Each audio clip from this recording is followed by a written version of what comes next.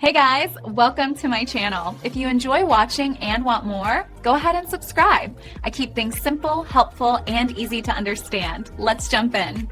Resetting the forward collision warning or FCW system on your Honda Odyssey is a common task for many owners. This system uses a camera and sensors to detect potential crashes ahead. Sometimes it shows an error message due to simple environmental factors. First, check your windshield. Make sure the area in front of the rearview mirror is clean. Dirt or ice often blocks the camera lens. Wipe it down with a soft cloth. Next, look at the front grille for any debris covering the radar sensor. If everything looks clear, try a simple restart. Turn your engine off and wait 1 minute. Start the car again to see if the light clears. You can also toggle the system manually.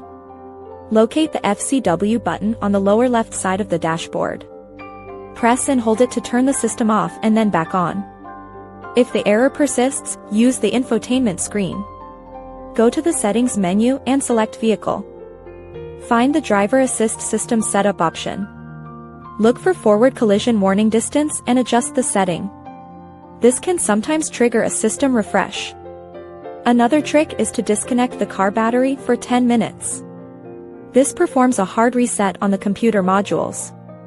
Reconnect the terminals and drive for a few miles at steady speeds. The system often needs clear lane markings to recalibrate itself properly.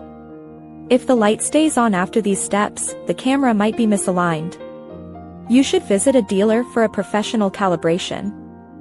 Following these simple steps usually fixes the FCW error quickly and keeps you safe.